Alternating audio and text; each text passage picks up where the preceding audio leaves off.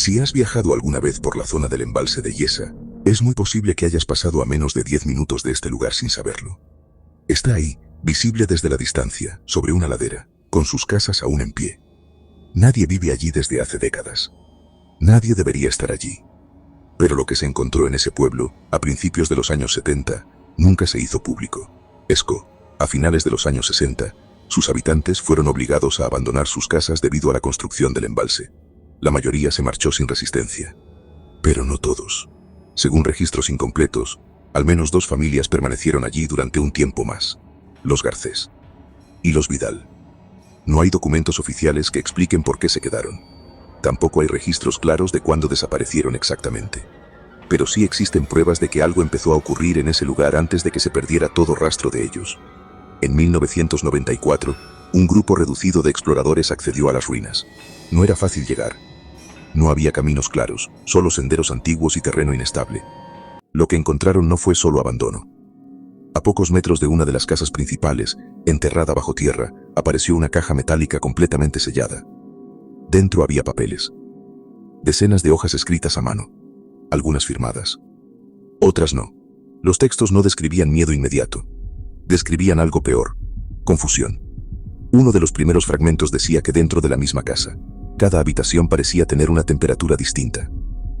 Otro hablaba de puertas que no llevaban al mismo sitio al abrirse 2 veces seguidas.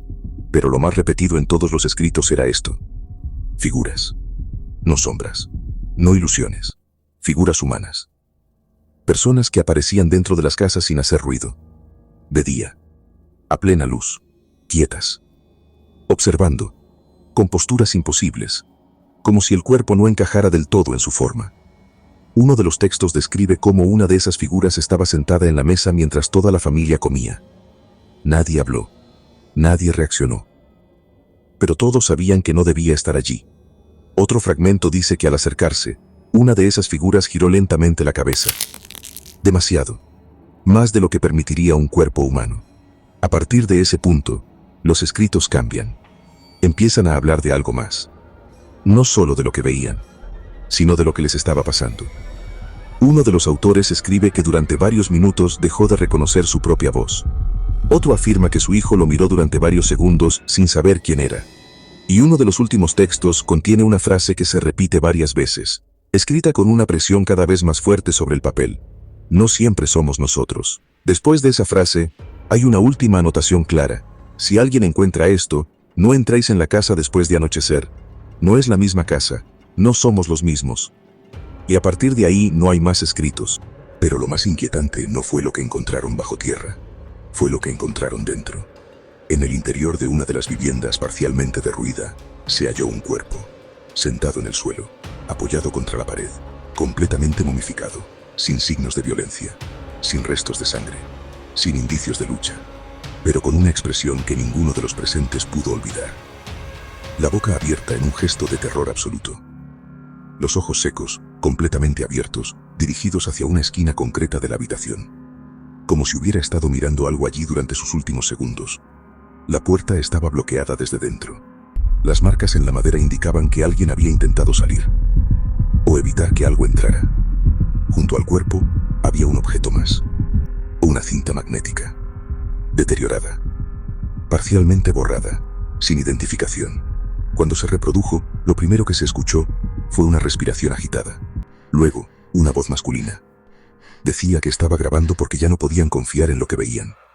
Explicaba que las figuras ya no solo aparecían, que a veces estaban dentro de ellos, que había momentos en los que no recordaban lo que acababan de hacer, que al mirarse unos a otros, sabían que algo no encajaba. En mitad de la grabación, la voz cambia. No es otra persona. Es la misma. Pero el tono es distinto. Más grave. Más lento. Dice una frase que se repite 3 veces. Cuando dormimos vienen. Después se escucha una voz infantil, muy cerca del micrófono. Dice que hay alguien más en la casa. Pero no está fuera. Está dentro. Un golpe seco interrumpe la grabación. Y luego, silencio. Años después, varias personas que pasaron cerca del lugar afirmaron haber visto movimiento entre las casas. No animales. No sombras. Figuras. Quietas. Observando desde las ventanas. Otros aseguraron haber escuchado pasos dentro de viviendas completamente abiertas y vacías. Hoy, Esco sigue ahí. Las casas continúan en pie. Nadie vive en ellas. Nadie debería. Pero quienes han estado lo suficientemente cerca coinciden en algo. No es el silencio lo que inquieta. Es la sensación de que el lugar no está vacío, como si algo hubiera quedado. O peor aún, como si algo hubiera aprendido a quedarse. Porque lo más perturbador de todo no es que dos familias desaparecieran sin dejar rastro. Es que, según los últimos escritos encontrados, ellos no creían haber sido abandonados. Creían que aquello que veían no pertenecía a ese lugar. Y que de alguna forma había empezado a salir de él.